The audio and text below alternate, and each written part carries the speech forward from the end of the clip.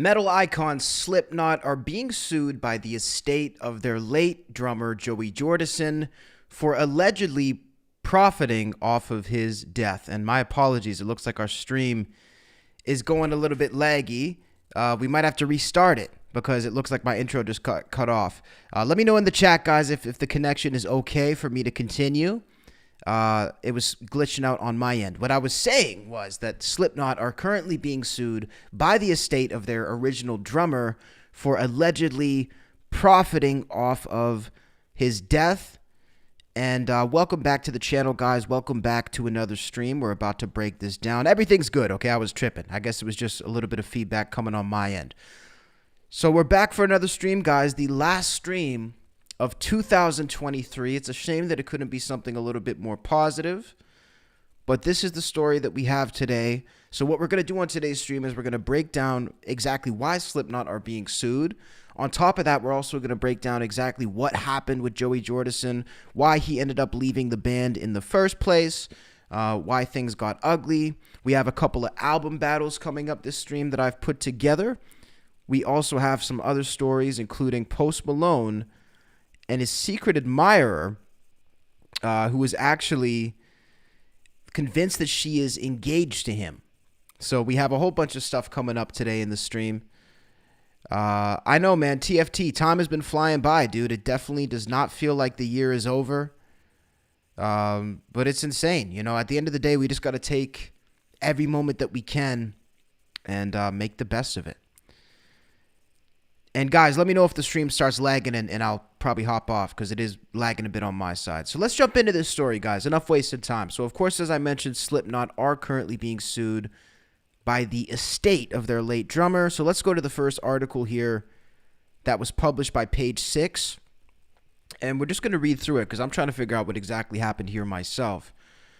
So this lawsuit obtained by Page 6 lists band members Corey Taylor and Michael Sean Crahan, claiming they used Jordison's death to boost the sales for their 2022 album, The End So Far. So then Page 6 provides this direct quote from the lawsuit. It says, quote, "While family and friends and fans have mourned the loss of the legendary drummer, neither bandmate expressed condolences to Jordison's family after his passing. Instead, Taylor and Crahan heartlessly sought to profit off of Jordan's death." That is the quote that we had here from the lawsuit. It continues to say, Taylor, so speaking on Corey Taylor, publicly dedicated The End So Far to Jordison, claiming that the realization of Jordison's passing crept in while making the album. Taylor even acknowledged that he and Crahan had mistreated Jordison in an interview, telling fans that they were hoping to mend the fences with him. And it's one of those things that tells you whatever you need to do, do it now, because you never know when you're going to lose somebody. So these are all quotes from the lawsuit going on against Slipknot here. So for anybody who doesn't remember, that is what their record was called, The End So Far. After Jordison passed, of course, this is when they brought their new drummer in, trying to sort of, I guess, keep the train rolling. That's sort of the way that I looked at this whole situation with Slipknot, and even the way that I view it now with what they're doing when, you know, they just fired Jay Weinberg. It seems to me at the end of the day, no matter what's happening, whether it's unfortunately the passing of a member, whether it's the changing of a member, or just a general lineup change, it seems like nothing is going to stop this train. That's the one thing about Slipknot. Corey Taylor and Sean especially seem to be very much invested and just keeping this thing going at all costs. And that really, you know, as a guy who's not a huge Slipknot fan, like I've never been a massive Slipknot fan, but as a guy who sort of understands their music and has listened to the music and has sort of a peripheral understanding, that seems to be their MO.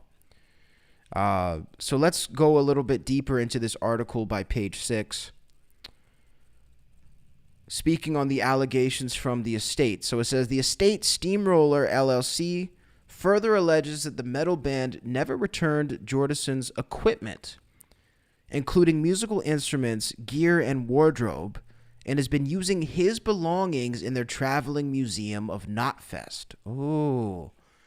Okay, so of course Slipknot has their traveling museum going on, which, by the way, is a really cool idea. I think if you're a band like Slipknot, you fall into a really small category of groups. You're sort of in there with a Kiss. I don't want to insult anybody, but maybe you're in there with an ICP. I know that, listen, musically, Slipknot and ICP are very different, but I would say when it comes to that having the whole costumes and the whole aesthetic, you fall into a pretty small category of band. So I would say that it's actually a good idea for a group who falls into this category to do some sort of traveling museum, or at least some kind of museum. We've seen it with Kiss. Kiss has their little, I shouldn't even say little because it's huge now, their museum in Las Vegas at the Kiss mini golf. Gene Simmons has put some of his prized possessions in there, and it's actually made a lot of money. But they're saying here that Slipknot is continuing to use items that belong to Jordison's estate. Again, this is all alleged so far, in their traveling museum. So this is a pretty big accusation, because that would be directly profiting off of this situation. The quote continues. This is all from the estate in their lawsuit, guys. It says, after abruptly kicking Jordison out of Slipknot in 2013, Taylor and Cran expressed sympathy in a written agreement to return all of Jordison's belongings in exchange for Jordison's promise to release certain claims against them. Okay, so basically they were saying that they're going to return the items if Joey Jordison let go of certain claims against them legal-wise. So it looks like maybe that never happened. Unbeknownst to Jordison, they had executed the agreement with no intention of performing their obligations thereunder, and knowingly concealed from Jordison that they possessed numerous other items belonging to Jordison that they never returned to him. Okay, so basically, this actually kind of makes sense. And again, I'm not saying it makes sense in the sense that it was right, but this makes sense if you were going to do a dirty deal. If you were going to do a dirty deal and you had one party who wanted some stuff back, but they didn't know how much stuff they wanted back, in the sense that they didn't know everything that was still there. Look, I would imagine that a lot of the stuff that Joey technically owns through his estate, he probably didn't personally keep with him. Like, I'm sure most of these drum pieces, most of these costume pieces, most of these wardrobe pieces, these are probably things that technically Joey probably owned, but I wouldn't imagine that it's not like he took this all home at the end of the day. He probably had boxes and boxes of cymbals and drum pieces and costumes and different wardrobe and different, I don't think they used wigs. I was going to say wigs. I think Slipknot's got that natural hair going. But look, if you're in that situation, you would probably forget the vast majority of the things. It's not like he has a checklist, I would imagine, of all these things. So what it sounds like is that these dudes were withholding a lot of the stuff without actually letting him know what it was. Let me check one more time for somebody in the chat, if you can let me know if my camera's freezing. Give me some peace of mind in the chat, because it's throwing me off of my broadcast. Let me know if my camera's freezing for you guys, because it's fucked up over here and I'm trying to stay focused. Slipknot's legal team has responded via court documents and asked that the lawsuit be dismissed, stating defendants generally deny each and every allegation and purported claim set forth in plaintiff's First Amendment complaint, and further deny that plaintiff is entitled to any relief whatsoever. Says here that Page Six has reached out to reps from the band and Knotfest for further comment. Jordison, who was the original drummer and co-founder of Slipknot, died in July 2021, of course, at the age of 46. This is here reported by Page Six. After suffering from transverse myelitis, a rare disease of the nervous system. And this is true, guys. So this really was the beginning of the downfall of Slipknot and Joey Jordison. Of course, Jordison becoming quite ill. There are also rumors that Jordison was going through other issues, including potentially some substance issues, issues with alcohol. So at the end of the day, like, it was a really sad situation back in, 2020, 2021 for Slipknot, because overall the situation just wasn't working with Joey. From what I understand, his abilities deteriorated quite a bit, and it's really sad because we've seen this happen with different bands. We've seen this happen with band members all throughout the years. I hate to always bring it back to Kiss, but that's really one of the things that happened with Kiss. When you look at Kiss with Mark St. John, Mark St. John was hired, I believe. Let me get my years right because I don't really follow 80s Kiss too much. I'm going to guess it was 84 that Mark St. John came in. So let's look at Kiss Animalize. What year was Animalize? 84. Okay, I was right. So Mark St. John came in 84. And immediately after being hired by Kiss, Mark St. John came down with basically like a hand disease that inflamed his hands. And he wasn't able to perform. Now, mind you, this, I don't know what's worse, being in a band for, since the inception and then getting thrown out due to, having some sort of disease, or, being brand new to a band and being cast out. But this is something that's happened in many groups, and unfortunately, it's just a sad reality. Look, we've seen it happen with Dokken. Don Dokken was here on my channel doing an interview, and the whole band ended up physically debilitated. They couldn't record an album for 10 years. Yeah, shout out to Missy. It was 84. So yeah, I mean, it's crazy how that happens. Let me look at what the disease was actually called. I don't know if it was a disease. Like, I want to get my facts straight. So Mark St. John had reactive arthritis, which caused his hands and arms to swell. He was unable to perform live as a member of Kiss and played only 2 full shows and 1 part show during the Animalize tour. Man, can you imagine if you join a band like that? Again, I can't decide what's worse. If you join a band and this happens, or if you're already in a band for a long time. But either way, look, the band doesn't even matter. At the end of the day, it's just a terrible situation. So to recap what we just read, guys, for anybody who's just joining the stream, Slipknot are being sued by the estate of Joey Jordison for allegedly profiting off of his death with their 2022 album.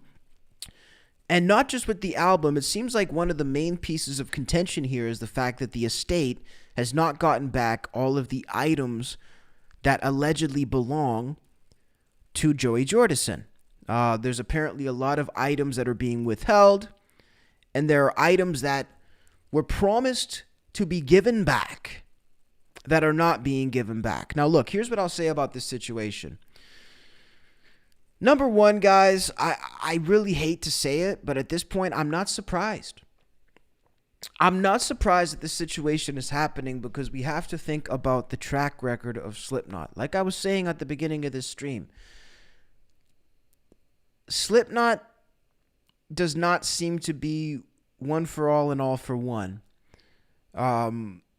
Slipknot is Corey and Sean's band. That's ultimately what it seems to be. Maybe they started off in a different way. I would like to think that Slipknot started off maybe as a more communal band. I would like to think that Slipknot started as brothers who really cared about one another. And I'm sure that's what they are to a certain extent and a certain degree. But it definitely does not seem to be the type of brotherhood where they look out for each other, because the amount of people who have been thrown under the bus in this organization.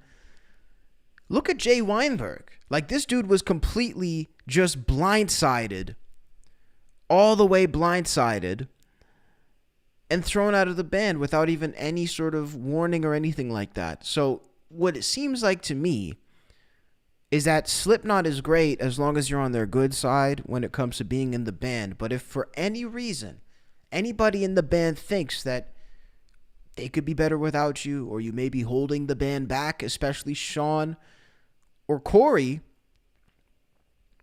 you're out. You know what I mean? That's ultimately how it seems. So I wouldn't want to be on Slipknot's bad side.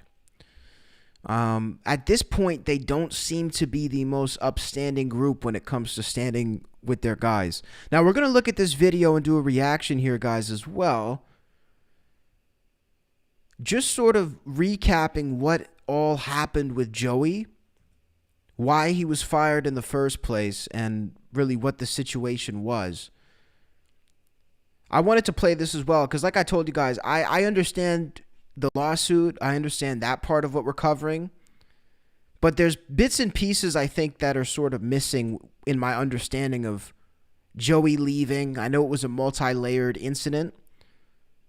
So we're going to react to this video coming from Rockfeed. Shout out to Rockfeed, by the way. Awesome channel. I've gotten a number of shout outs to my channel on Rockfeed as well. And again, guys, if the stream becomes too laggy or if it starts glitching out on your end while you're watching, please let me know. So this is a video by Rockfeed explaining why Joey Jordison is out and what ended up happening with the Slipknot situation, and we'll put a couple comments in there. Joey Jordison is without a doubt one of the most beloved metal drummers of all time. The metal world was shocked when they found out he was leaving the band Slipknot, a group he helped create many years ago. Since his departure from the band, Joey started a group called Scar the Martyr, which ultimately broke up in 2016, later starting a band called Sinsanum, which unfortunately hasn't released any new material since about 2018. His band Vimic has also been inactive since around that time. Despite Joey had 3 bands? Actually, it sounds like he had 4 bands because with Slipknot. That's crazy. I never even knew Joey had that many groups. these projects, Joey has mostly kept a low profile since leaving Slipknot, with a few sporadic interviews and well wishes to his former bandmates in Slipknot, including expressing the hopeful sentiment that he'll one day share the stage again with his former bandmates, which could either take place at a one-off performance like, let's say, a Rock and Roll Hall of Fame induction, or a full-time return to the group, which seems highly unlikely. This is before he passed away, guys. So let's just remember that. This is explaining why he was fired and why Joey parted ways with the group, but this is not... This is like probably right before he died that this video was released. To those still holding out hope for an eventual return to Slipknot with Joey Jordison, it unfortunately doesn't seem like this is even a remote possibility. For one, Jay Weinberg appears to be doing an outstanding job in the band, both internally and with his unbelievable talents behind the kit. And we're about to go over several other reasons that Joey has cited in interviews over the last few years. There's been a lot of new information about why Joey is no longer in Slipknot. So sit back, relax, as we take a look at the reasons why Joey and Slipknot parted ways. By the way, if you haven't already, drop a thumbs up on this video and hit that subscribe button with... Yes, sir. I'm about to give a like right now. I'm already subscribed. Oh, I'm not logged in. News and updates about... I'll give you a like and sub on my main account, Rockfeed. Jordison was born on April 26, 1975. His parents, Steve and Jackie, also had 2 daughters. Sadly, Joey's parents would divorce when he was young, and he would live with his mother. As a teenager, Joey played drums in to Smile, so I didn't look like I wanted to join. I remained poker face, but I thought they ruled. Joey would happily join the band that would end up becoming Slipknot, and the rest became music history. In the years that would follow, there would be subtle hints of tension among the members in Slipknot. Take this 2004 interview, for instance, with Kansas City publication The Pitch. Joey hinted at internal turmoil in the band, questioning whether or not Slipknot could even stay together long enough to release their Volume 3 The Subliminal Verses album. "We're going to make it through this tour," he said, "and I'm thinking we're going to make another record. I know Corey probably said some things about the band breaking up that were a little bit misconstrued at the time, and he doesn't feel like that anymore. We're getting along really well, which is a little strange. There's always been really distinct personalities in the band. We all love each other, but at the same time it's like, I'm gonna kill you, dude. It's just like that in our band. It's just tension. And if it wasn't for that type of mentality, we wouldn't have the band that we have, and we wouldn't have the sound that we have." Slipknot vocalist Corey Taylor would also hint at the demise of the band in 2002. He said the group would soon be releasing their final record, Expounding on the topic on the Stone Sour message board, he said, "When I talk about the knot, it's never pessimistic. It is pragmatic. It is never in a negative way. It's just how it is. None of you have any idea what goes on behind the curtain of that band. Do you know how many people from Slipknot I've talked to besides Jim in the last 6 months? 1. You want to tell me how I'm supposed to feel upbeat about a band that is eating itself?" Wow, man. Okay, so see, this is interesting. Shout out to our boy Rockfeed putting these quotes together. You know, this is interesting to me because this is exactly how I sort of felt about this band just from an outsider's perspective, like not knowing the inside scoop, not knowing all of these actual details. I could totally see that the reason that this band is special, the reason that Slipknot actually works the way it works, is because these guys are all, I think, would be incredibly challenging to work with. They do have incredibly distinct personalities. And I feel like the collision of all these dudes in the studio and in concert is what really, really makes their work special. But at that same token, man, I could see it being incredibly challenging to keep something like that going socially, or basically any sort of connection off the stage or outside of the studio would be virtually impossible with these type of personalities. You know, I feel like every guy in this, and again, I'm not hating on them at all. I like I'm saying, this is to me what makes them special. But there's other artists who are like this too. For example, we've covered a lot of things about Kanye West in this past couple weeks and really all throughout this year. And Kanye is Kanye because he's so difficult to work with. Kanye is Kanye because he's so off the wall and so challenging to deal with. So I sort of put Slipknot in the same category in the sense that the challenges that come with them are what make them special, but I don't think I would want to deal with them. Like, I probably wouldn't want to deal with Slipknot or Kanye if I had to work with them, because I feel like that would be incredibly challenging. But again, on that same token, that's what makes them special. Now, the other thing that's interesting to me too is the fact that these guys were basically having turmoil in the band by the third record. The third record is when they were having such turmoil. So it's really a wonder to me that they even made it as far as they have. And that to me lends itself to why they're so cutthroat now. Why they'll just fire a guy like this. You know, they just fired Jay Weinberg. He said he was completely blindsided by being fired by Slipknot, to the point where other rockers actually came and weighed in on it. They actually came and talked about the fact that he was so blindsided in interviews. It was a big deal. But I don't think you get that cutthroat, folks, overnight. When you get that cutthroat in this business, or at all, I think it's from really, really being in challenging situations, feeling like you've been done wrong, feeling like you've maybe given people too many chances. That's honestly what I think is the deal with Slipknot. They probably feel like they gave too many chances to too many people and dealt with too much turmoil. You know, especially when the band has sort of leaders, specific types of leaders, which to me would be Corey Taylor and Sean, Clown Cran. Let's fucking say that 10 times fast.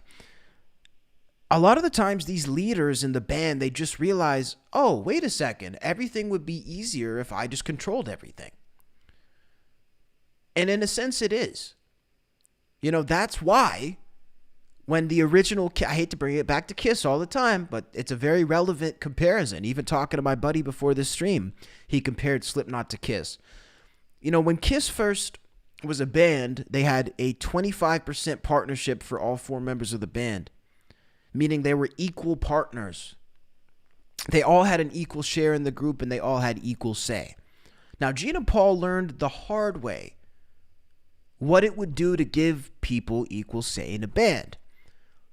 So when the original Kiss broke up in the 70s and ended up later coming back together for their reunion in 1996, when Ace and Peter came back, Gene and Paul had them under employment agreements. They were no longer equal partners. They were under employment agreements. And under these employment agreements, they were employees of Kiss LLC. Kiss Inc., whatever you want to call it, who reported to Gene and Paul. So it was no longer a band in the sense that everybody had a say. It was a band in the sense that 4 guys play, but this is a business run by 2 people. And that, to me, folks, I think is exactly what has happened with Slipknot probably since 2015. That would be my guess. First of all, no one can touch what we did in the Knot. We accomplished something everyone said we couldn't do. We put out 2 of the best albums, in my opinion, of all time. I believe we can do 1 more album and go out on a high note. But as far as hanging out after we have lost our relevance, never. I got one effing word for you, Gwar. I will never do that. And I would never let that happen to a band I bled and almost went blind in one eye for. Not to mention nearly losing my voice and losing the ability to sing. It's this simple. I love the Knot. I have more than earned the right to talk about the future of the band, especially when there's so much shit going on behind the scenes that thankfully you guys don't see. And I would do everything in my power to keep from you. Because if you don't like what I say, and when taken out of context, indeed it does appear like I'm talking shit, you would lose your effing minds if you hear the real shit. I have more respect for you guys than that. See, you know what? That actually gives me a new perspective on Corey Taylor. You know, Corey Taylor to me is an old-fashioned star. You know, you can... It doesn't really matter what you think about Corey Taylor. I know a lot of people love Corey Taylor, and there's a lot of people in the rock business and the metal business who sort of laugh him off, who don't like Corey Taylor, who sort of view Slipknot as a parody in a sense. But I think any band kind of gets that when they dress up. You know, that is an unfortunate side effect of dressing up in costumes. Every band who's ever done it, from Alice Cooper to Kiss to Slipknot to even Motley Crue to an extent. I think even maybe to a lesser extent, but they sort of get pigeonholed. And I think people maybe try to take away from their music. But it doesn't matter what you say about Corey Taylor, man. He has that old school star factor in the sense that when he's in public, he wants to be perceived as a star. You know, one of the old Hollywood sort of rules of fame was that you always hid any inconveniences or any grievances or any problems from the public. Basically, the old Hollywood rule was that you appeared like everything was okay in the public eye, and any sort of negatives you would hide. That seems to be what it was. You know, like you look at the old stars like a Frank Sinatra, an Elvis, a Marilyn Monroe. You know, you only saw them at their best. You only saw them. It was like a caricature. Like they were always in the same mood. They were always happy. They were always well put together. And we know all the terrible things that were happening. You know, Marilyn Monroe is a perfect example behind the scenes. But the old Hollywood, the old star mentality was that you don't reveal that. So I've always seen Corey Taylor as like a old school Hollywood star. He doesn't want to be seen struggling. He doesn't want to be seen arguing. He doesn't want to be seen in battles. He wants to be seen in the way he's artistically presented himself to his fans. Let's watch some more. This is true. There will be another Slipknot album and another Slipknot tour. If you want me to lie to you, I'll tell you every effing thing is absolutely hunky-dory. But if you know anything about me, I hate lies. And I don't like getting into the habit. I love you guys, but sometimes shit happens. Lucky for you, most of the shit will happen all over me. As I was, Corey. In the years that would follow, the members of Slipknot would allude to the demise of the band in various interviews. While at the same time, the group continued to climb the ladder of the music industry, getting bigger and bigger and developing a global audience. Slipknot would go on to become one of the most recognizable bands, not just in North America, but also around the world. Unfortunately, despite that global success, early on in their career, Slipknot was marred by bad business dealings, and as indicated by multiple members of the band, the group has yet to make any money from selling millions of albums. This due to a long-term record deal with Roadrunner Records. Yeah, I was going to say, if you can't make money selling millions of albums, that's your own fault for signing that deal, bro. I would love to see that deal. Well, isn't Roadrunner Records, though, like, notoriously bad for artists? I've heard a lot of bad things about Roadrunner Records. As a result, the members of Slipknot were forced to adopt a grueling touring schedule, which would undoubtedly place the members of the band under even more stress. Slipknot has reportedly sold a whopping 30 million albums around the world, though they claim that they aren't getting any royalties from that music. The band would continue their exponential growth around the world, and it seemed with every album in the years that would follow, the band would get bigger and bigger. Their song Psychosocial would become a mega hit for the band. The video on YouTube alone has a whopping 393 million views. That's quite the impressive feat for 393 million views and no royalties? That's insane. Like, how is that possible? Perfect Ugly just says in the chat, shout out my boy Perfect. He says this contract just ended. Well, thank God. Maybe that's why Slipknot's all about their money now. They're actually getting some money from the back end. So they're like, look, we got to take control. Look, if I was them, I would want all my money too after being deprived for so many years. You know, we did a story about this actually recently where Corey was saying that Slipknot doesn't make that much money, and I was calling bullshit. He may be onto something, and look, he would know better than me. But damn, that's just a shame. A heavy metal band. Slipknot's video for The Devil and I comes in a close second. Following the shocking passing of founding Slipknot bassist Paul Gray on May 24, 2010, it appeared that the members of Slipknot had grown closer together in the wake of such a tragedy.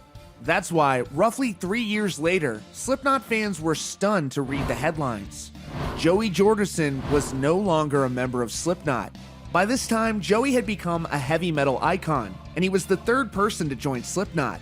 His signature drum solo showed him drumming upside down, an incredible feat that would regularly circulate in fan film videos on the internet.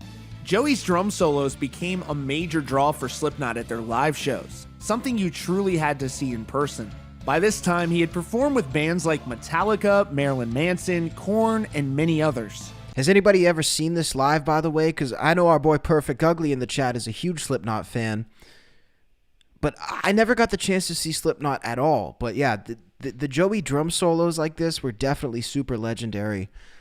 I would actually be willing to say that Joey Jordison, probably one of the more underrated drummers in the rock and metal world. I feel like the people who really know what's up, they know Joey Jordison is a bad motherfucker. But I feel like he's not brought up enough just in a general sense of being an animal on the drums. Even that show he did, like he did shows with Korn. I remember he did that one show with Korn where he totally just made Korn sound like a different band with his drums. It was incredible. The news would shock Slipknot fans, with many wondering how the band would continue without such an important ingredient. The band posted a brief statement on their website on December 12, 2013. Though it was unclear at the time whether Joey had quit the band or Slipknot had fired him, the group wrote to their fans, "To our maggots and fans around the world, it is with great pain but quiet respect that, for personal reasons, Joey Jordison and Slipknot are parting ways. We all wish Joey the best in whatever his future holds. We understand that many of you will want to know how and why this has come to be, and we will do our best to respond to these questions in the near future. But we don't give a fuck. We're not telling." That's basically what they said. We know you guys want to know. And you're not going to. It is our love for all of you, as well as for the music we create, that spurs us to continue on and move forward with our plans of releasing new material in the next year. We hope that all of you will come to understand this, and we appreciate you for your continued support while we plan the next phase of the future of Slipknot. Thank you, The Knot. This statement from Slipknot would ultimately lead to more questions from fans than answers. Joey wouldn't respond to news of his departure until about a week later, when he posted the following statement on his Facebook page. "To my fans, friends, and associates, I would like to start the new year by addressing the recent rumors and speculation regarding my departure from Slipknot. I want to make it very clear that I did not quit Slipknot," writing in capital letters. This band has been my life for the last 18 years, and I would never abandon it or my fans. This news has shocked and blindsided me as much as it has all of you. While there is much more I would like to say, I must remain silent to further details at this time. I would like to thank you all for your unwavering love and support, and wish everyone a very happy and healthy new year.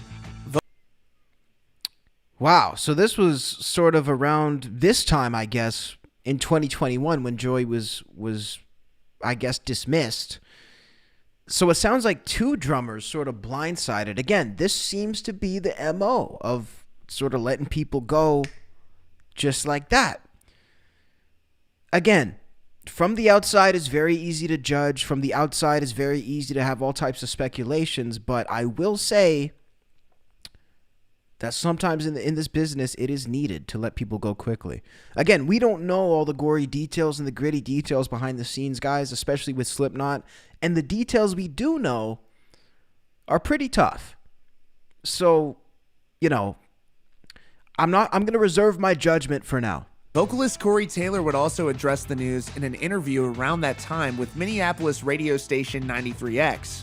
He said, "It's still so fresh and there's a lot of things going on behind the scenes that people don't know about. So legally and respectfully, I can't say a lot about it. I can confirm that we have parted ways with Joey, and as soon as we can say something, we will. But we're trying to protect him, trying to protect us. Just making sure we do everything right, because that's what we would expect from ourselves and what we would expect from the fans." Then, roughly 3 years later in an interview with Metal Hammer, Joey Jordison cited a rare neurological disorder called transverse myelitis, which contributed to his playing difficulties in his final years with Slipknot. He also alleged... So hold on a second. Let's go look at what it actually causes. So transverse myelitis is what Joey was going through. Causes weakness in the arms and legs, sensory symptoms such as numbness or tingling, pain and discomfort, and bladder dysfunction or bowel mobility problems. Man, that's so sad, dude. That is honestly so... How old was Joey Jordison, by the way? He was a young man, wasn't he? Joey Jordison passed away...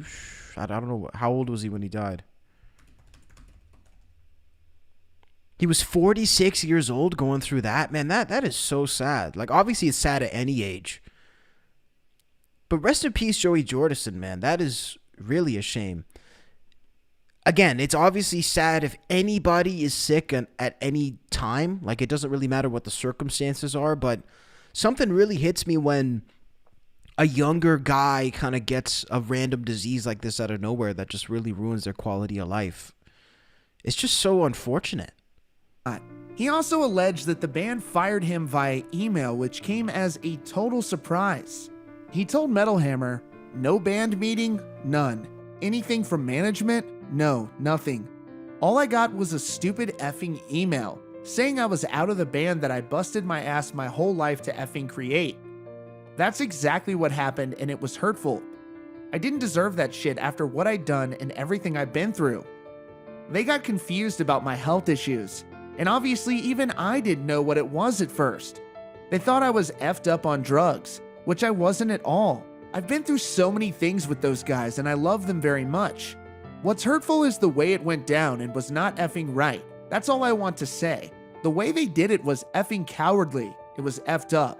Since around 2018, very little has been heard musically from Joey Jordison, though he does occasionally post on his Instagram. He's previously stated that he would be open to rejoining Slipknot. He told Metal Hammer, quote, "Honestly, I'm not trying to be dramatic, but if that was brought up, what I'd want to do would be to get together. I'd want to see them, just hug it out and feel that energy that we had when we were effing young and hungry and all that shit. They're my brothers. We'd hug and talk and do shit like we used to do. We used to sit up all night long planning this shit and what we wanted to do. So that's how I'd want to do it. It'd have to be in person. If it happened, that would be effing awesome. But only..." Man, they're so goddamn cool, by the way. Look at this whole aesthetic, dude. I'm going to finish the quote that we're playing here, but man, how cool. Like, how cool what they actually created together. They should be very proud of themselves. Time will tell. Sadly, it does seem unlikely that Joey will rejoin Slipknot full-time, but Jordison has wished the band well. Speaking on their first album without him, The Gray Chapter, he said, quote, "I listened to the whole record multiple times and I think it's great. It's effing cool and I'm glad they moved on. I'm glad they're carrying on the name, because what's important is the fans." That's all for now. Thanks for joining us today. There you go, man. The history of Joey Jordison and why he was, I guess, eventually fired from Slipknot. They said he quit at first.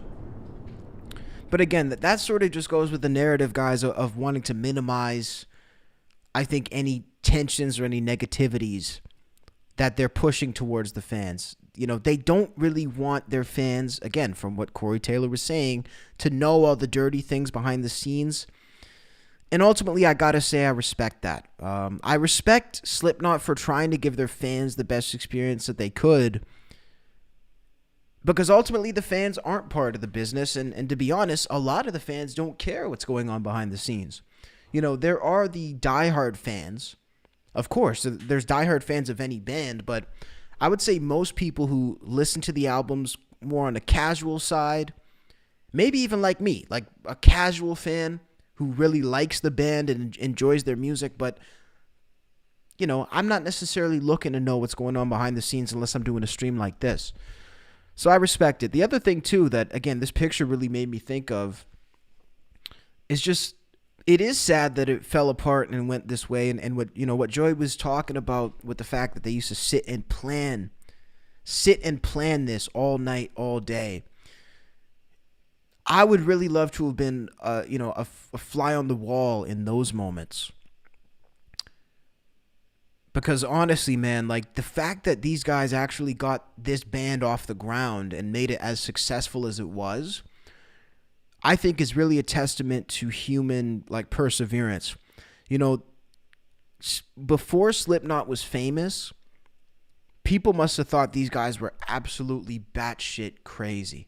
Like, this is a hard sell. To try to sell this before it's successful, so we're going to be 10 guys in these crazy masks and costumes. Everybody's going to know the name of each guy. We're all going to have our own character. We're all going to be equally as successful. Not only that, but the music is crazy, and we're going to be one of the biggest touring acts of all time. Can you imagine how many rooms these guys got laughed out of? Because again, you're a genius. You're crazy until you're successful, and then you're a genius. One more time for the people in the back. You're crazy until you're successful, and then you're a genius. I can guarantee a lot of people didn't think this was too genius before it became successful. But guess what? It worked. And even in their early interviews, when they're talking about how hard they had to work and they're bringing people in to see them for the first time, I love the confidence that Slipknot always had, because they were like, no, fuck you. This is how we do it. We don't play by your rules. We don't give a damn about your singles. We don't care about your trends. We don't care about nothing. We're 10 motherfuckers. We're going to come in and blow your venue up, and you're lucky to leave alive. And people were like, okay, you know what? Because they heard the music. That's why. Because they heard the music, and the music was crazy. So Slipknot, to me, one of the most impressive bands of all time, in the sense that, like, they made this work. And it's such a crazy, off-the-wall idea. It was new, and it was just awesome. I really think the whole thing is awesome. So shout out to Slipknot. Crazy to think about how much goes into these bands. You know what I mean? How much goes into these bands. Shout out Nathaniel. Shout out Perfect. Shout out Missy in the chat. But it is crazy to think how much goes into these bands. Let me know what you guys think down below about the Joey Jordison situation. And of course, most importantly, man, rest in peace to Joey Jordison. Obviously, we're going to see what happens with this. We're going to see where this ends up. And, hopefully it can be somewhere a little bit more positive than it's being left off. We're going to jump into this next part of the stream here. I put together this album battle. I'm trying to fucking show it to you guys. Here we go. So let's take a look at this. This is the one I put together for today's stream. So pick one album and delete the other three. That is the question for today's stream. And I want everybody in the chat to cast their vote as well. So here we got Megadeth, Rust in Peace, Slipknot, their debut record, because we were talking about Slipknot today, Korn's debut record, of course, another self-titled, and then Pantera, Vulgar Display of Power. Those are the 4 albums, so we're going to have to pick one and delete the other 3. Oh, man, why did I do this to myself? I don't know why I do this to myself, because it's so hard. Okay, I hate to do it, but I got to get rid of Korn's debut. Really, really solid album, but this is just too tough. I got to delete something. Next, I probably have to take off... Oh, come on. Rust in Peace, Slipknot's debut, and Vulgar Display of Power. Man. I got to maybe take off Vulgar Display. I hate to take it off because I love that album, but we got to pick one. Now it's between Rust in Peace and Slipknot.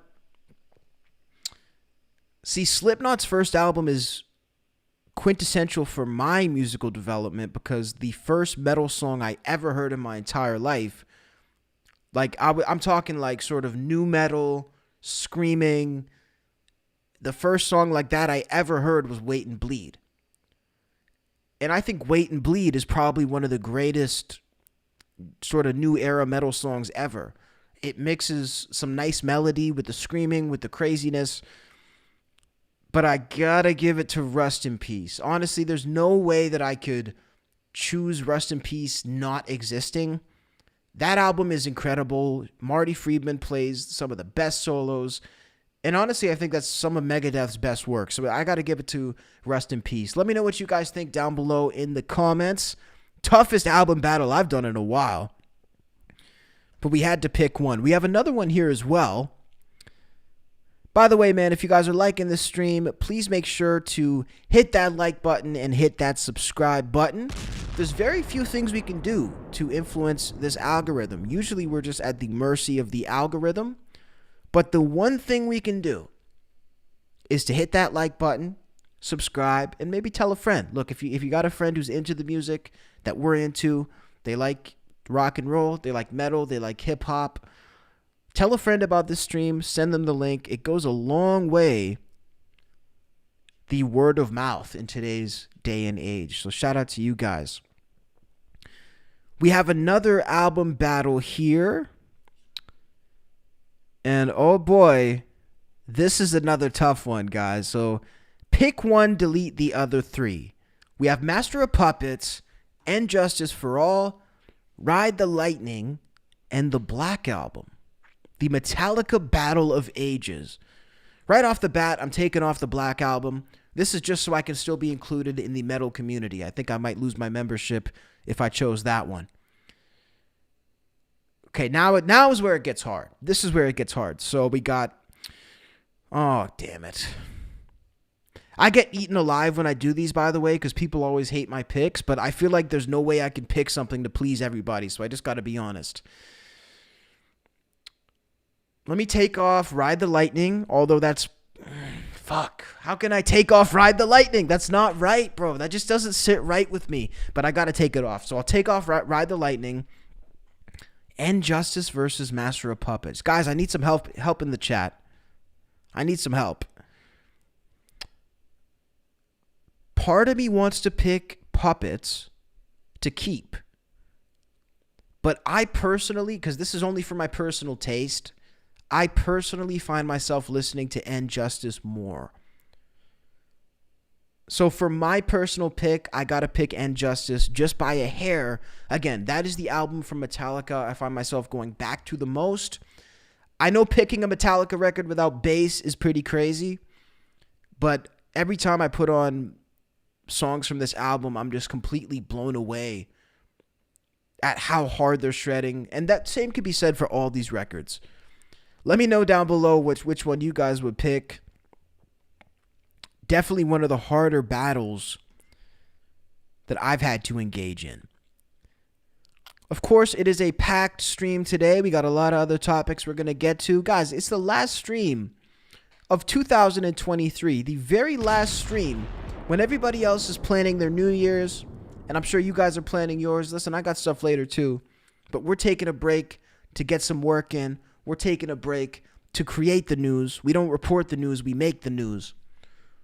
So shout out to everybody in here, man, for the final stream of 2023. Let me know what you guys want, man. What you guys want for your 2024, what your expectations are, what you're hoping to accomplish. For me personally, I would say, I just want to honestly, I want to hit 100,000 subscribers. That's what I want to do, guys. I really don't want anything except for what I've been striving for this whole time.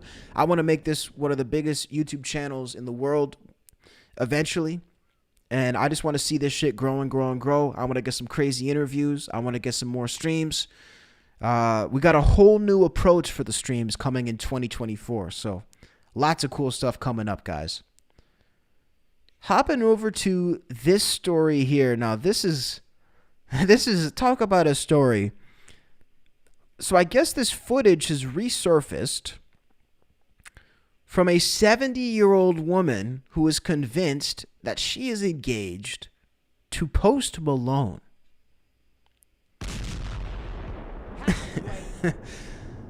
So Post Malone, it says here, this is reported by Hip Hop DX. Post Malone's face was once used as part of a romance scam.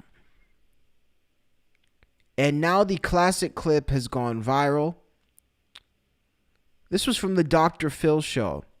And this woman, Gail, was scammed. So for anybody who doesn't know, obviously a romance scam was where the person pretends they're falling in love with you, but it's not actually the other person that you think you're talking to, that the victim thinks they're talking to on the other line, and then they end up being scammed for whatever, usually for money, but they could be scammed for many, many other things. Let's see what this woman said about her alleged husband. I shouldn't laugh because it's like, what if this was my grandma? I'd be sad if it was my grandma. But let's check out Post Malone's wifey, Miss Malone. Let's see what she's got. Actually sent me a few rings. I confirmed that it wasn't a real diamond, but it's still special because it comes from Post Malone. I've talked to him on the telephone 3 or 4 times. When we've talked, it's never his voice. He talks to me with a Jamaican accent to protect his identity.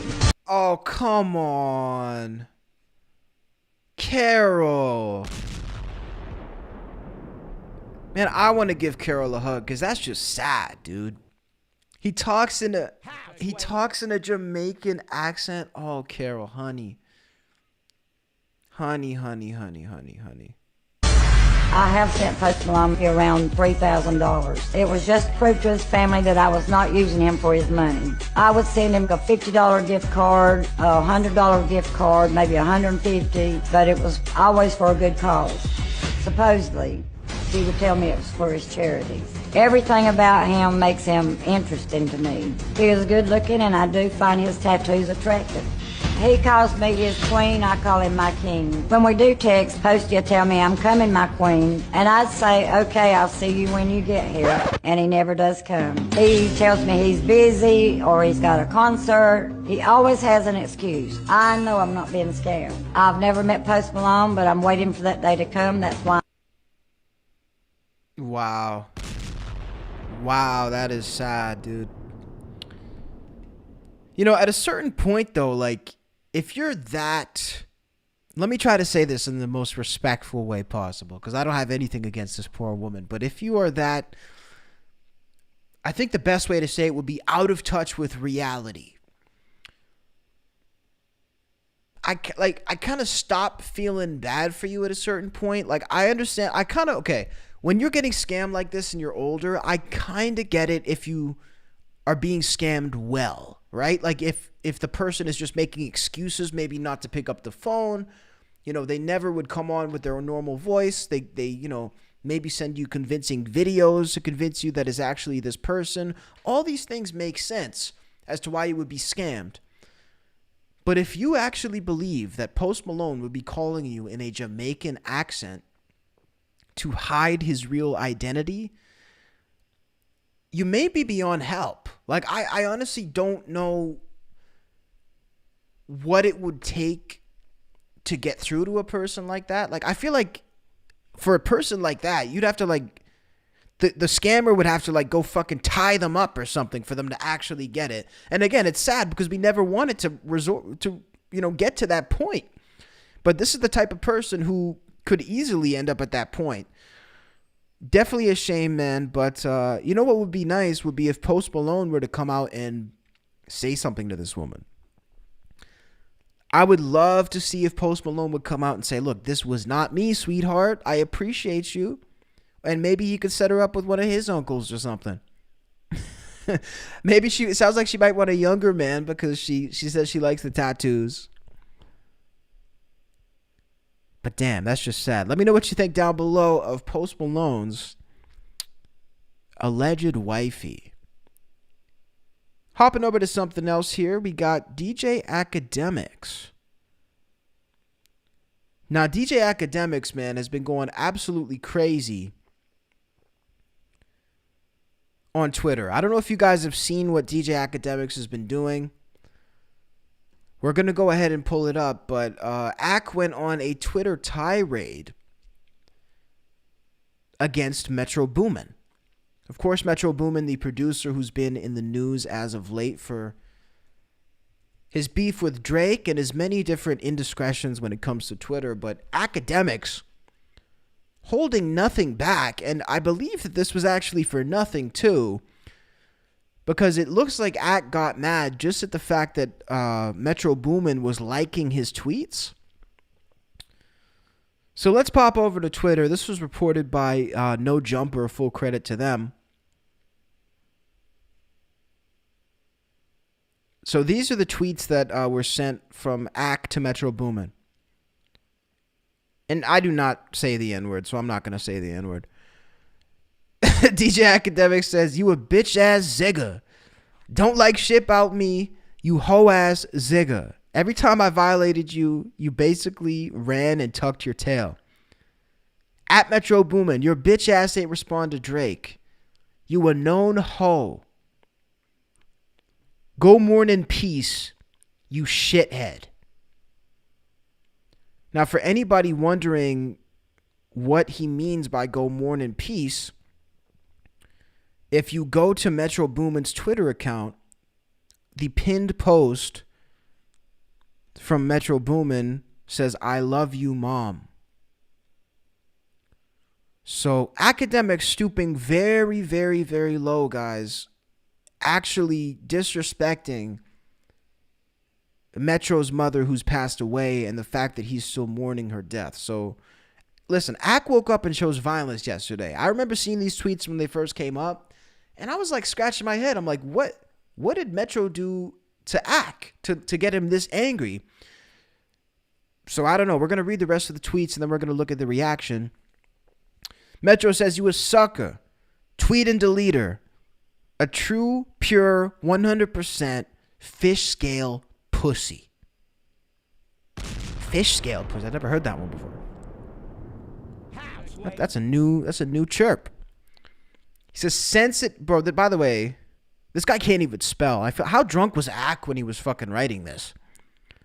He says, sensitive beatmaker. I think he meant sensitive. Who throws stones and hides your hand. Keep mourning, you bitch ass, and keep my fucking name out of your likes and mentions.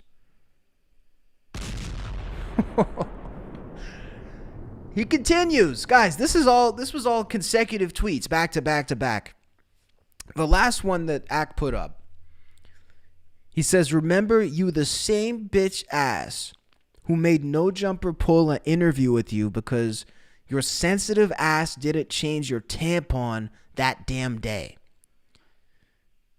Your ass should be in the studio making beats and stay the fuck off Twitter, Instagram, and YouTube.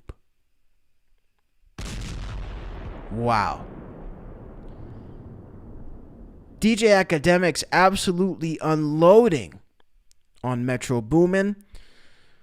Now, a lot of people had a lot to say about this because this was definitely, I think, again, I don't know how unprovoked it was because there may have been something going on behind the scenes. Maybe Metro came with that energy first. We got to keep an open mind. Like, we don't know if Metro came with that energy behind the scenes, called Ak, disrespected his family, maybe disrespect, we don't know.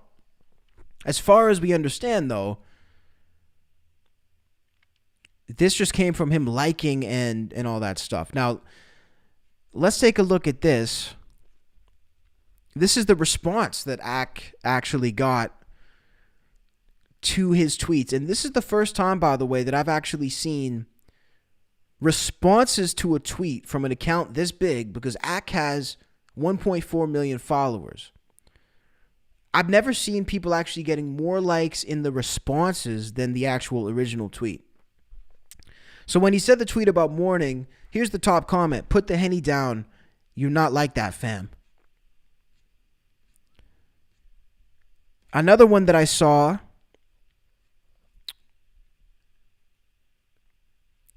was, should have kept this energy with the dudes who ran a train on his girl. Ooh. Why is that the better chirp, by the way? Like, that one hurt me, and nobody, trust me, nobody ran a train on my girl, but that one even hurt me. Yeah, man, ultimately, I would say that Ak really taken it too far, but, I will reserve a little bit of judgment because we don't know what the real deal is. What I do know is this. This man, Metro Boomin, is making a lot of enemies going into the new year. Metro is in a position, he sort of positioned himself in 2023 to have a really good run for the next couple of years. If he stays on his job, Metro Boomin, because he tweeted that he has his next 5 albums planned out. That's what he put up yesterday on Twitter. If that's the case, Metro has positioned himself to have one of the most legendary producer runs of the 2020s in the next couple of years. My concern for Metro is that he keeps making powerful enemies. Not necessarily speaking on DJ Akademiks, because I'm not sure how powerful DJ Akademiks is. But Ak is powerful in his own way. Coming from a small streamer, he definitely has a level of power, from where I'm standing. But, how much power he has to a Metro Boomin, or, that's debatable. The point being, though, is that Metro is making a lot of big enemies in the business. And I'm not sure how well that is going to work for him. He seems to be in a position where he doesn't seem to care about burning bridges. It's not like he doesn't have enough connections. It's not like he doesn't have big connections of his own. I'm sure Metro could burn all types of bridges and be fine. But the question for me is, do you want to be fine or do you want to be well connected? Because especially trying to burn bridges with a guy like Drake, who you've done a lot of good work with. Like, when you look at Metro and Drake, they've done a lot of great work together. One of the main reasons a lot of people know Metro is partially due to Drake. Just like it's partially due to 21 Savage, partially due to Gucci Mane and Future. It's all these guys together who've made Metro Boomin who he is.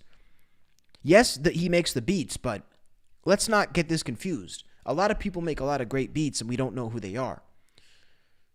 A lot of people can make great beats. I'm not taking away from him. What I'm saying is that Metro's alignment with these big names is part of why Metro is Metro today.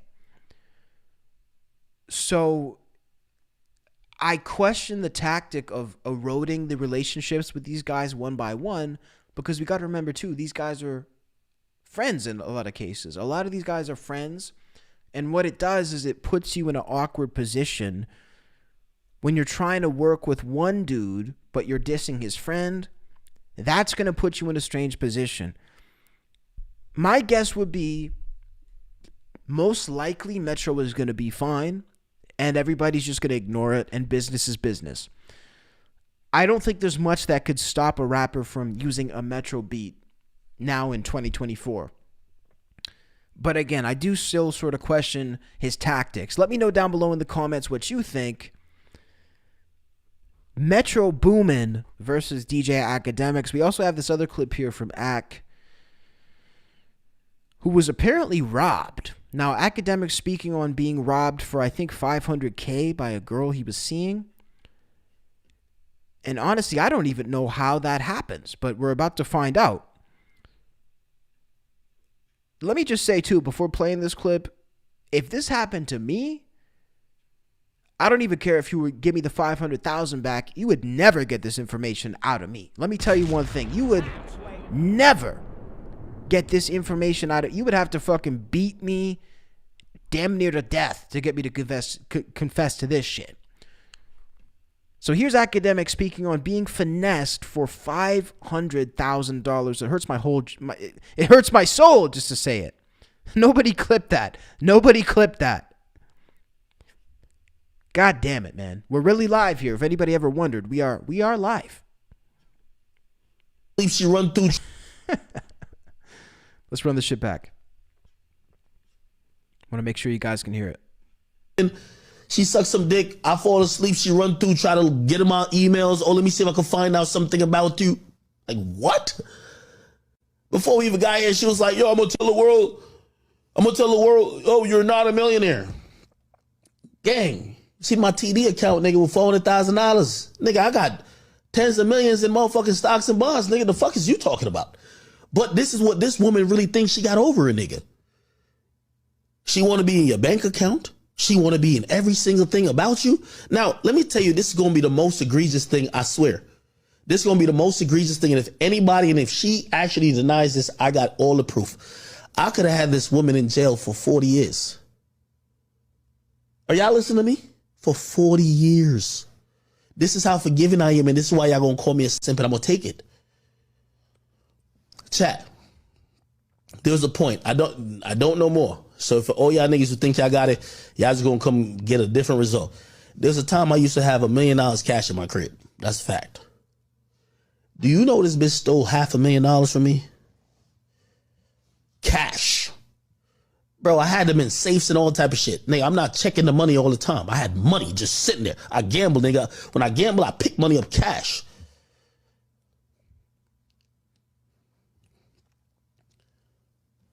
When Shorty moved to Houston, like whatever, you know, we like broke up or whatever. Not really peeping shit.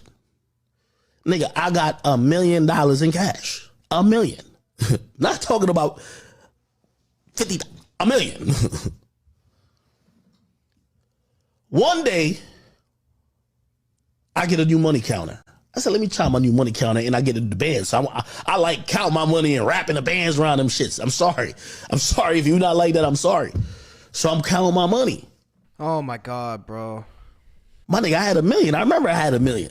Now I might have given my mom like 30 grand here. I might have, but I should have like definitely over like 950. Definitely not 100. 900,000.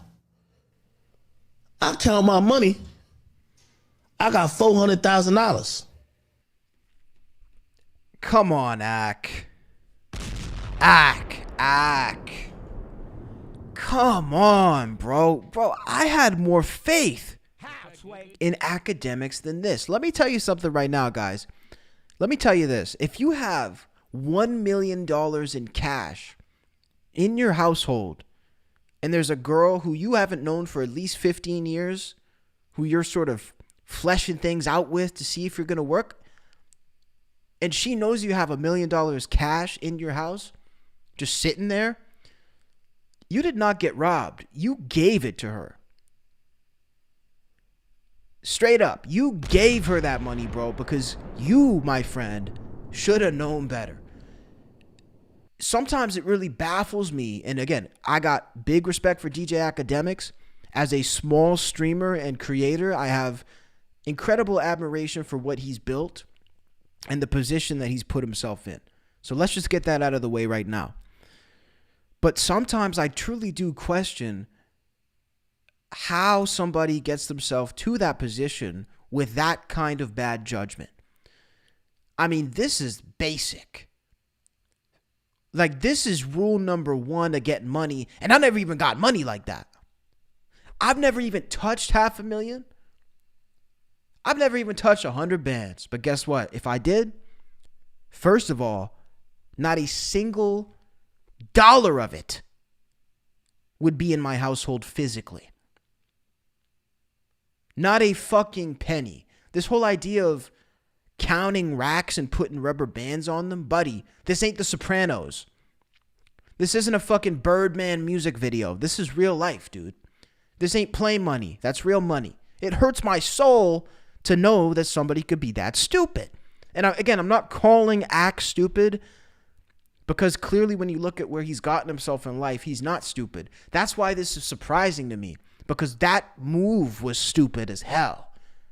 Why would you put yourself in a position to be robbed like that? I remember having a couple $100 in my house in small bills, and I had a girl stealing from me, like stealing from my dresser and shit. You know, I was 17 when I learned this act. But you know what? And again, with the utmost respect for what he's built, doesn't sound like Ack maybe had a lot of women around before he got rich. Maybe that's what, maybe Ack doesn't have the experience with women that a lot of dudes have when they're 16, 17, 18, 19.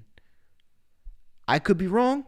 Maybe Ack was a lady killer back then, but he doesn't have his training up, though.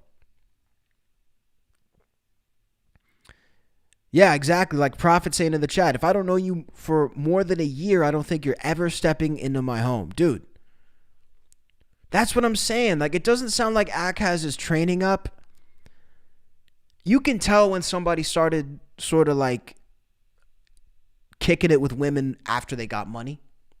You know what I mean? Like, you can tell who was sort of like in that scene when they were broke, and then who was in that scene when they got money. So that's what I think it is. I think Ack sort of got in the mix when he got money. I wish him the best, dude, because I honestly feel like you really got to take better care of yourself and your investments when you're in a position like Ack. I wish him the best, but this shit's crazy. Let me know what you guys think down below in the comments of Akademiks being robbed blind. And by the way, if that was me, I would have definitely had that bitch locked up for 40 years. Ain't no fucking... There is no forgiveness coming from me. If you steal $500,000 from me, you're going under the jail. You're lucky to even make it to jail if you steal $500,000 from me. Jail is probably the best outcome if you steal $500,000 from me. Honest to God. Let's go to this next one here. This is coming from NBA Youngboy. Just appeared in a brand new video with Bootleg Kev. Shout out to Bootleg Kev, man. Making some really cool content and doing some awesome interviews. So our boy Bootleg Kev had NBA Youngboy open up Gravedigger Mountain to him. Which for anybody who doesn't know is what I'm saying Ack. I'm still talking about Ack. I still can't get over that story. Not Ack. Gravedigger Mountain is where NBA Youngboy calls his home. And yeah, Kev has a great podcast, man. Kev is honestly a really, really great creator. And this was cool to see him do this type of video, riding horses with Youngboy on Gravedigger Mountain. So we're going to react to this video. And this is sort of like a rare Youngboy encounter, because to me, Youngboy is like a Pokemon, bro. That's what Youngboy is to me. He's like a rare Pokemon. Like, sometimes I forget that dude's even a real person. So let's check this out. Notice, and now we're here. So we're gonna go hang out with one of the most prolific rappers of our lifetime in Utah. Right. One of the most prolific rappers of our lifetime. What do you guys think of him saying that about NBA Youngboy? Prolific? Actually, I could kind of see. I mean, the guy drops like 10 albums a week, so he's pretty prolific. All right, boys. At LAX right now. About to fly to Gravedigger Mountain. 8-hour notice, and now we're here. So we're gonna go hang out with one of the most prolific rappers of our lifetime in Utah right now. LAX, by the way.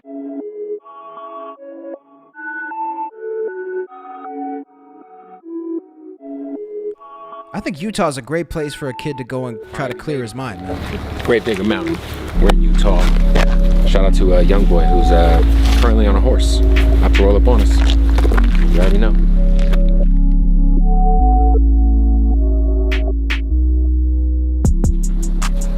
What's good, brother? Bro.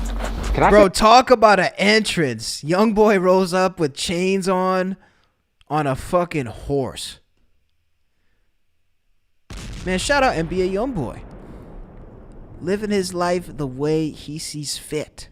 Hey, hi to you while you're on the horse. I just don't want to get kicked. May I pet the horse? She cool. Hey. You know I'm an animal lover, man, so. Hey, man, it's good to finally meet you, bro. I appreciate you having me out here, bro. For real. That means a lot to me, man. So. I appreciate you for coming. For sure. It's beautiful out here, man. Welcome to Grave Digging Mountain. Great. You know, I tried to find a Grave Digger monster truck toy for you as a gift. My son has a bunch and they're all in storage. I was gonna try to. Crazy. I'm gonna send you one, man. For sure. What's the name of your horse? Tessa. Tessa? Yeah. Tessa. How long did it take you to get good at riding a horse? My grandfather used to take me riding and eating. Okay. Kind of back that way behind the mountains. Yeah, I remember driving through it. Yeah. That's dope. Was it like a while to get the hang of it? Because it's a wild animal. When I got her, she was pretty well trained. Bro, the cameraman's just breathing into the fucking camera, dude. Like, chill out. Bro's like, it's like, holy shit. Right. That's dope, man. It's a beautiful animal. Beautiful animal. I wish I could have had her dressed up for you. Now Her you nails painted red, her hair dyed red, and her tail red. She looks great, bro. Yeah, we kind of just got in regular whatever. So you have different clothes for the horse? Yeah. I just was crazy. I just talked to Shine. I'm trying to get a diamond everything, man. Oh, that'd be crazy. Yeah. Man, Kev is the perfect person to do this, by the way, because Kev has such great social skills. Like, this dude, I swear, he can talk to anybody and really make them feel comfortable and at ease. This is probably the most comfortable I've seen Youngboy in a camera situation in a long time. The whole approach of this is nice, because usually with Youngboy, when you go to interview him, he gets weird. Like, you guys remember when he had Complex over and he's like, here's how it's gonna go. We ain't gonna do too much talking. We're gonna do a quick interview on my terms. Like, he came in, he's fucking flexing, he's doing all this shit. This is probably the way to approach a Youngboy type. Just keep him happy.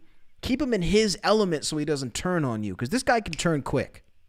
Bling out the horse. For sure. One of one in Utah. It's my daughter. I love it, man. It's my second child that I'm only on child support for. That's great. That's what's up, man. So how often do you ride, how often do you take her out and ride her? I actually been up there going crazy behind it, man. I've been focused on music so much, I ain't been getting to spend as much time with her. Right. And when I brought it to my bro attention, he was like, yeah, I've been saying the same thing. That's dope. So yeah, you've been busy, man. I know Run just dropped. You got the album that just dropped. that was crazy. Check this out. He say she been sticking her head through the gate scratching. Oh shit. Yeah, she been tripping, bro. Oh, she's trying to get out. Have you ever watched the TV show Yellowstone? No. Oh, okay, it's about cowboys in Montana. Yeah. And it got me interested in like horses. I play Red Dead Redemption and that. Part 2, man, one of the greatest games ever. Yeah, it's long as hell. So Hey, shout out Red Dead. long. You know what this is reminding me of is Tony Soprano. I know he mentioned Yellowstone. That's a good one too. But this reminds me of like The Sopranos, because Tony was such like a hardened gangster sort of type when it came to his persona and his personality. But the only time he really like melted basically and became super approachable was about his horse, when he had that horse in that one season. He loved his horse. Those are the vibes I'm getting from Youngboy, man, because again, this is the chillest I have ever seen Youngboy. Kev is genuine. He's a genuine guy. Doesn't change the way he is or talks to anyone. Exactly, Young Prophet. That's what I appreciate about Kev. Like, Kev is himself when he comes into the situation, and he's not going to change or bend for you. Dead Redemption. Did you play the first one though, the OG one? The new one is great. The last one was great, but the OG one is the one. Around that time, I didn't even have a game. Yeah, that was when I was a kid. So I'm 36. So you're 24 now, right? Yeah. Yeah. Yeah, this is a beautiful animal. You have any dogs? Mm-hmm. Yeah, I got all kinds of dogs, man. One day I'll have a horse. One day. I was gonna buy another one. I just wanted to make sure I spent like over 2 years with her first. That's smart, yeah. And also, like, you know, not for nothing, a lot of people, this is like, you know, they invest in horses, man. Yeah. That's crazy. I was just watching TV and I seen one horse bid it at 1.7 million. Yeah. And the man bought it. They invest. That you could invest in race horses, and then like these show horses, man. That's the thing is like, you could take your horse to those shows like the rodeos, you know. Bro, this is relaxing as hell. I feel so calm right now. I feel like I'm in my zen place watching this shit. You're kind of like a cowboy. This is cowboying low key. Yeah, I'm Puerto Rockwell. Nah, it's beautiful up here. I see why you're up here, man. Yeah, I love it. I gotta get out of LA, man. You know how to ride that thing? Yeah, sure, we can figure it out. Turn it around, let's go. All right, let's do this. That by the way, that was translation for I have no fucking idea how to ride that thing. When the guy says we'll figure it out, like, bro, you're allowed to say no. Yeah, sure, we can figure it out. Turn it around, let's go. All right. I ain't losing my life for NBA Youngboy, bro. I would be like, bro, I have no idea how to use this thing. Let me know how so I don't get killed. This. I need to figure out how to start it. It's kind of like under your leg, at the bottom. Yeah, it's a key at the bottom. This? I think it's on. Try to just hit. Is it on high or low? It's on medium. It's on high now. Oh. Oh yeah. Okay, yeah. You got it in reverse. Let's go. Keep up, boys. Bro, this is so cool. Talk about content. Let's go. Youngboy's like, see ya, bro. I love how Youngboy's already way ahead. That's the funniest shit I've ever seen. Bro's just trying to keep up with him with a cameraman. It's like, hurry up, bitch. Get this on camera. Hey, you said I was better than you were at first. You way better than me. I can't come around that corner like that.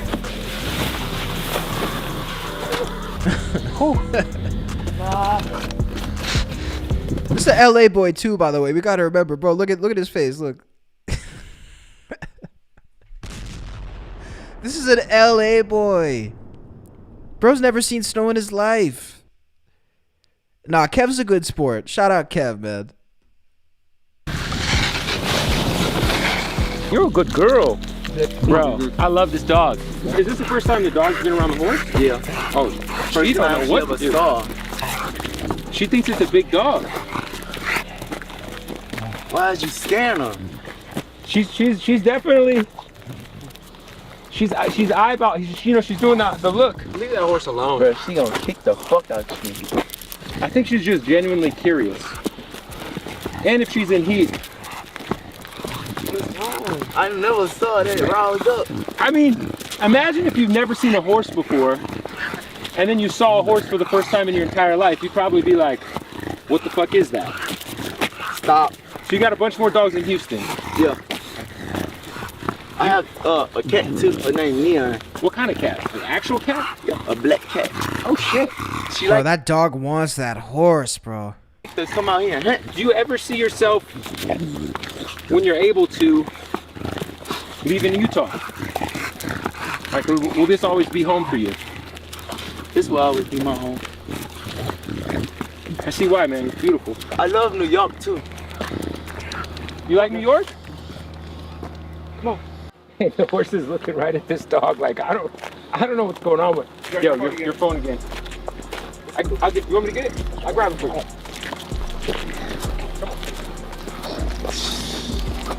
That dog's crazy.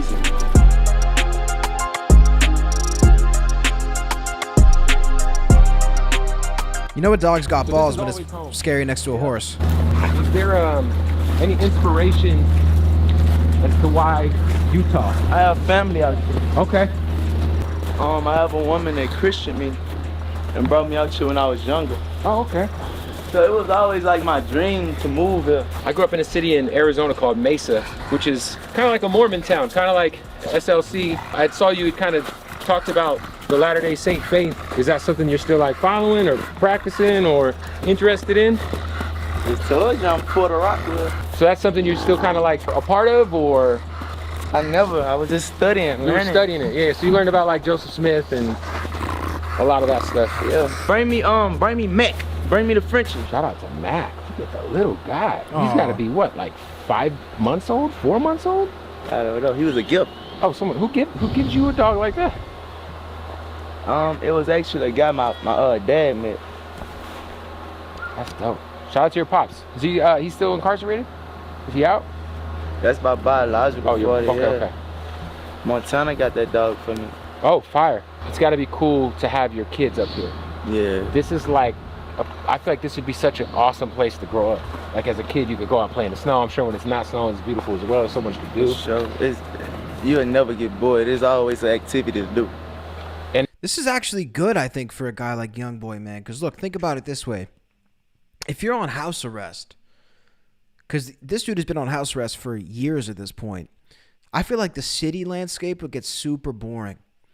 This is a different way for a 24-year-old rapper to live, dude, because if I was on house arrest, I would want a lot of house to be arrested in. You know what I mean? I wouldn't want to be in a smaller place in New York City, in an apartment type of deal. Like he says he likes New York. You're not going to get a place with this much land unless you're in, upstate.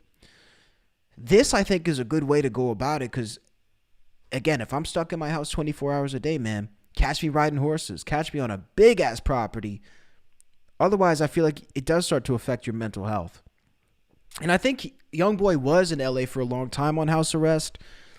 And I would say based on the videos that I've seen of him, he seems a lot more mentally stable now than he did then. Like the videos that were coming out of that house in LA, I mean, it's not like I know dude, but I was concerned just watching it. Because just watching it, you could tell this is a guy who's in a bad spot mentally. And it's also like, if you're a kid, you're so used to like not having a place to go outside and play. You're always on the iPad. Here, it's like she got the lake to go to. So much to do. Yeah. Park City. You got the snow sleds and all that. Yeah. You go to Park City a lot? Nah. I've been inside going on three years. The kids go without you? Yeah. They go a lot of places. How long do you have any end of date when it comes to, you being able to leave and move around a little freely? No. Damn. No end in sight for the house arrest is crazy, dude. What's the deal with that? Like, guys, I've never been on house arrest. Is that a typical thing where you can't be told like when it will end? It's just indefinite? That doesn't sound like a typical arrest. I get to go to the cemetery in the lake sometime. Oh, that's good. I mean, you've made the best of it, man. I was gonna ask you, man, like, you're still putting out music at such a high rate. I love the Run record you just dropped. That shit is hard. Man, I'm a fucking animal right now, boy. They play with my name like I ain't that thing. Say I've been rapping my ass off, and Jason, you won't tell them about it. But no, man, like, listen, obviously, dude, like, you're stuck here, right? So I can only imagine, like, does writer's block happen? Does a lack of inspiration happen sometimes? Or is this just, you're just always dialed in? Behind this music shit, I turn to a lunatic. I create a story to talk about. I like that. Yeah. There ain't never no dull moment. I like that, man. Sometimes. Hey, man, listen. People can say what they want about Youngboy, but he's got the right mentality. Tupac himself said, it's not our job. Actually, was it Tupac? But I think Pac was one of the many people who repeated this. Said it's not our job to sit around and wait to get inspired. We got to create inspiration. That to me is the mark of a true artist, man. And it does take a lot to release as much music as this guy is releasing with zero inspiration. There's rappers who are free to roam the world, who are not on house arrest, who haven't dropped an album in 5 years because they don't have any new experiences or they lack inspiration. Now, I know there's something to be said for quality versus quantity as well. But I think the quality of Youngboy's music is pretty good. This dude stays having ideas. He stays inspired. And honestly, man, again, I see a lot of hate on Youngboy's music, lately especially. But he does give other rappers a run for their fucking money, because a lot of them cannot produce at the level this guy does. You got to create your own inspiration. Yeah. Because you record yourself as well. What is your vocal chain for like the geeks out there? Is it what's your compressor, your pre, your mic? What is like what's the vocal chain? No, he knows. He blessed me with a template and I just go. You just go in and record yourself. Yeah. It's so important, man. Obviously recently you said people have been testing your name. When something like that happens, let's say like the Joe Budden situation, does that put even more of a battery in your back to just shut motherfuckers up? That I really feel like that was just that's just entertainment. It's a plot twist. Right. Like after that, we supposed to do an interview. Okay. I don't take that serious. It was at a certain point in time, you kind of understand you're entertaining the fans. You're entertaining the narrative without it taking it to a place. I think he's somebody who studied the game. He studied the music industry. Right. I think it was just to get me talking. It worked. It worked. It's so crazy. I feel like you've been so successful despite kind of being as anti quote unquote industry as possible. And I mean that in a positive way. Because I feel like most artists, they do their best to try to play the game. They do their best to try to show up and show face, go to events, hang out in LA, go to Grammy parties. None of that shit has ever mattered to you. You've always been very authentic when it comes to just the relationships you have with the artists, the features you do. I tried playing the game before, but that shit don't work for nobody like me, I guess. Then another thing, I don't want to get caught up in all that. Now the industry shit, it will consume you, man. I've seen it happen with a lot of people. Yeah, and even like with the fans, like, man, you gotta learn, you just entertainment. You're a movie. It's either a good one or a bad one. And you're gonna get called out. That's true. And I think most people need to understand that that's what this is. Yeah, like, man, you just entertainment. You gotta know when the joke's on you. It's crazy because at a certain point in time, I started noticing young kids having birthday parties themed after you. That's gotta be as crazy as like seeing a grown up with your face tatted on it. And a grown man did just go viral for that today, by the way. This was recorded before, but today there's actually a 38-year-old man who went viral for having a Youngboy themed birthday party. To me, it's not the issue of having a Youngboy themed party. To me, that's whatever. I think the real issue is you're 38 years old and your birthday party is themed. If you're having a themed birthday party at the age of 38, I don't care what the theme is, something's wrong with you. I don't care if it's the hardest theme in the world, like a military camo theme. If you have themed birthdays at 38, there's a problem. Because there's a lot of those. I actually seen a kid funeral themed after me. I think I saw that. And a kid's funeral? What? Who has a themed funeral? That's even more fucked up. A kid had an NBA themed funeral. What's wrong with the parents, man? As like seeing a grown up with your face tatted on it. Because there's a lot of those. I actually seen a kid funeral themed after me. I think I saw that. And that fucked me up, man. How'd that make you feel? I never knew it was that serious. It's that serious, man. Your fans are I would say, probably the most committed bunch. But I think that I appreciated the fact that you're starting to kind of be self-aware, be like, you know what, like it's that serious for a lot of kids. At this point, it's really strictly entertainment. Yep. Like, it's hard being a person that you want to be dealing with these people, or that you're trying to be. Especially, man, they gotta take the mic off that camera guy. Bro sounds like Darth Vader breathing in the fucking camera. It's hard being a person that you want to be dealing with these people, or that you're trying to be. Especially like when you already like came in a certain way. It's crazy. Do you feel like because of the way you came in, there's like, what's the biggest misunderstanding would you say people have about you? Because there's a stigma about you that at times can be, positive and or negative. But how are you misunderstood, man? Because people don't really get to know you. You don't do a lot of interviews, so. I went to rehab for a weekend recently. Okay. I still get an image that like I do a lot of drugs and so I kind of get that thrown in my face, like, oh, this taking over his mind or something. But at the same time, you don't know. Like, How recent did you have to go? Jason, well, 2 weekends ago. I think 2 weekends ago. And now I'm kind of taking on this therapy from now on. It's beautiful, man. Yeah. Was it cause you know I've been doing a lot of rich sipping and smoking these nasty ass cigarettes. cigarettes will get you through some addiction. I mean, it's another addiction, but it's obviously one that is a little bit less harmful. Yeah, they've been tearing my ass up though, man. I want to stop smoking them so bad. How's married life been treating you, man? It's great. I just got married in 2018, so it's all, I feel like there's a certain peace at night when you lay next to your wife, you know? Yeah, when it was first kind of starting out, my vision was blurred, like just blemished. It's hard for me to trust. For sure. But We've all been through situations that taint our next relationship, and it takes a while to get through those. I think what made me come to my senses, I pay attention to who not here. You know, and she put up with a lot. She accept me For who you are. Hey, what's up? I think she looks like she's ready to ride a horse, man. I'm trying to Ben actually just found a pony. Oh, So I'm gonna purchase a pony. so you're gonna have a pony and a horse. Yeah. You're gonna have a zoo up here eventually, man.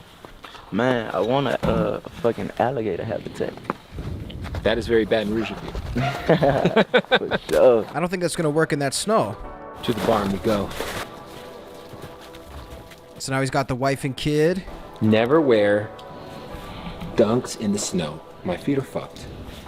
This has got to be the most wholesome NBA Youngboy video. Like, bro, when I clicked the new Youngboy interview, I did not expect it to be this. This is chill. Like, this is a nice piece of content. I just took a piss at Gravedigger Mountain. My guy's got the old school in the barn? That's what my car got. I got hydraulic on it. That's that LA shit, that West Coast shit.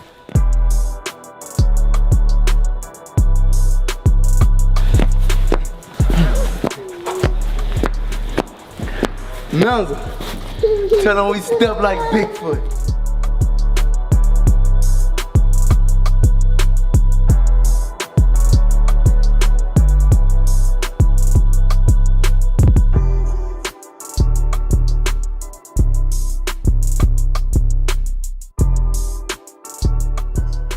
So Kev, Yo, me and you think you want to make a song?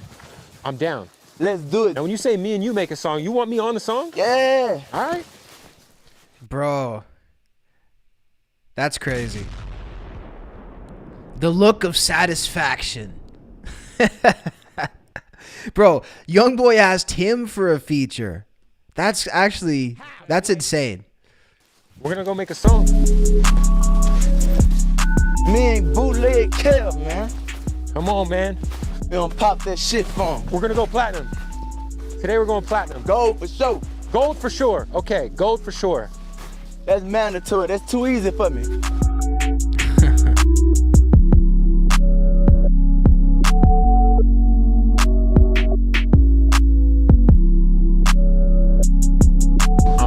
I'm open to laying a fucking maybe 4 bars.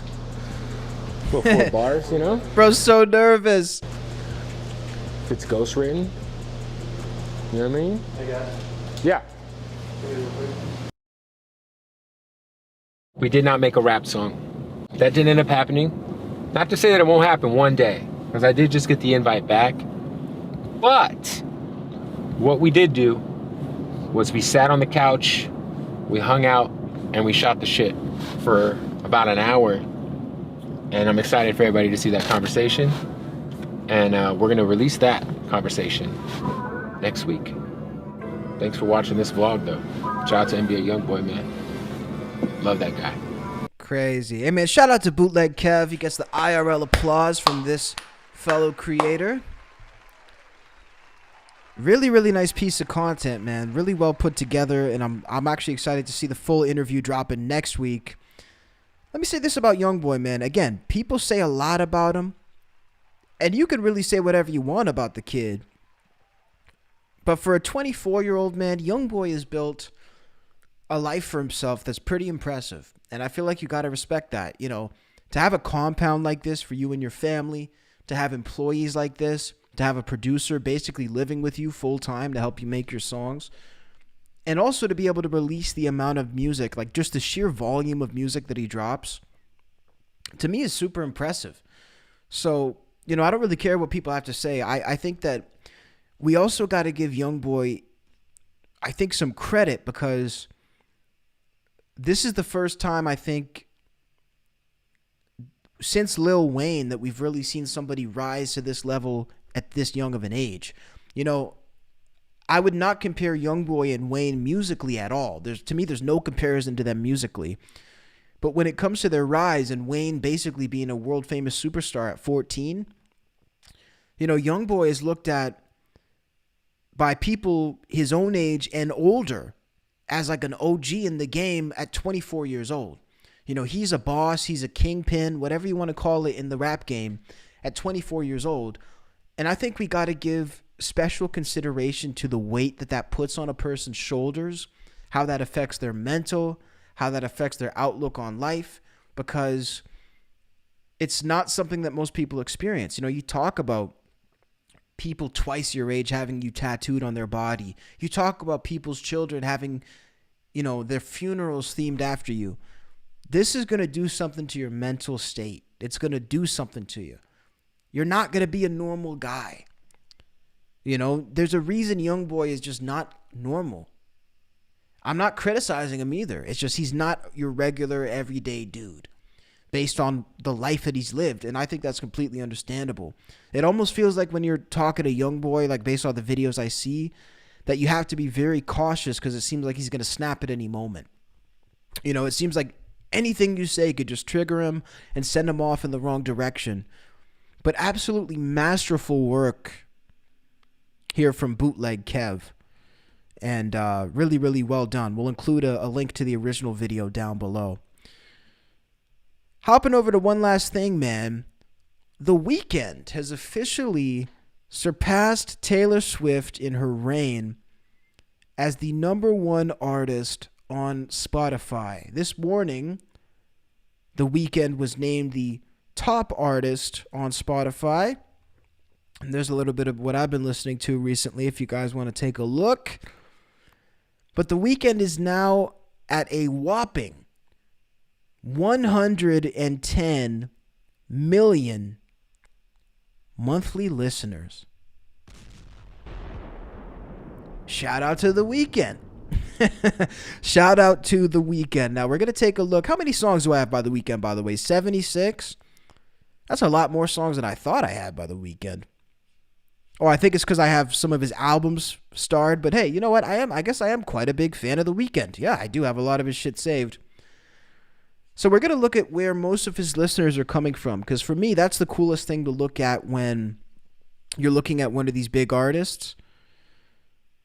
So here is the top markets from The Weeknd. And as you can see here, he's got his #1 in the world badge. So the first one is from Indonesia. Jakarta is the #1 place in the world. 2 million monthly listeners from Indonesia. That's crazy to see from The Weeknd, man. His second biggest city is Sao Paulo, Brazil. Shout out to Brazil. I love you, Brazil. With over 1 million monthly listeners. Next is Mexico City. Fourth place for The Weeknd is London, Great Britain. And the last #1 place that The Weeknd has played is in Sydney, Australia. You know what's interesting to me? First of all, the interesting thing to me is that there's no American cities here. That to me is fascinating. You know, even though The Weeknd is Canadian, I would say he's definitely included in the American music machine. He's very much included in that sort of scene. I think to the majority of the world, The Weeknd could be considered American music because he came from Canada. But, you know, once he really started doing the music that made him this popular, he was doing it out of America with the American scene. But I find it fascinating that there's no American cities and there's no Canadian cities on here. That's really what I find fascinating. The other thing I find fascinating too is how much more accustomed people are in other places to listening to music that is not of their native language in that place. You know, the top 3 places, maybe, I'm sure Mexico City has a much larger English-speaking population than Jakarta or Sao Paulo. But it is fascinating that all these people are listening to this music that is not in their native language, and they're so used to it. And again, that's the number one thing that I say America and Canada is very, very behind on, because we are spoiled. We are used to all the music that we listen to being in English. We're used to understanding every word of every song that we hear. But other parts of the world are so much more savvy with the fact that they can listen to music with all different types of languages. It's not exactly about just the language. And again, I know there's people in Brazil and Indonesia that speak English. I'm not saying there aren't. But the fact that there's people who don't, who listen to this, and it's a lot more regular there, is fascinating to me. And I've said it before on the stream, we're just catching up to that. You know, I know it hit very late, but the K-pop wave hitting in America, although it's late, it's making a big shift in people being used to listening to songs in other languages. And I think to help bridge that gap too, a lot of K-pop artists started doing English songs. You know, that's a big part of bridging that gap. But now with the reggaeton and all that type of stuff, the Bad Bunny type of music, America and Canada is becoming more and more accustomed to it. So it's definitely fascinating to think about. But shout out to The Weeknd, man, for real. Making Canada proud. He's the biggest artist in the world right now. And, you know, it's true. When you go look at The Weeknd, I was just looking at some videos of The Weeknd yesterday, some instrumentals, some singing videos, some acapellas, and most of the comments were in other languages than English. So that to me is when you're worldwide. You know, if you would have asked me when The Weeknd dropped Trilogy, if I would have thought that The Weeknd would be a stadium act, honestly, guys, at that point, I couldn't see it. And even now, when I listen to an album like Trilogy, I'm like, it's pretty remarkable to me that this guy managed to become a stadium act. Not because he's not incredibly talented. That's not what I'm saying. But the music he made in the beginning, to me, was not super mainstream at all. You know, he had an incredible voice that I think the mainstream could appreciate. But an album like Trilogy, guys, that is like that's loft music, just like he says on the fucking album. That's loft music, smoking a blunt at the apartment, got some girls over, got some shit going on. That's really what I always pictured with The Weeknd. So the fact that he's at stadium status like this, and he's at this crazy, crazy status, number one, it's well-deserved because he worked his ass off to get here, but it's refreshing to see. And of course, he adjusted his sound as time went on. But it is very interesting to see the career trajectory of The Weeknd, and, you know, a pleasant surprise. It's not necessarily something that I could have seen coming. Let me know down below in the comments what you think about The Weeknd now officially being the #1 artist in the world. Shout out to everybody who was watching in the chat. Youth Among Us, we on, motherfucker. We on all the way up. I'm on.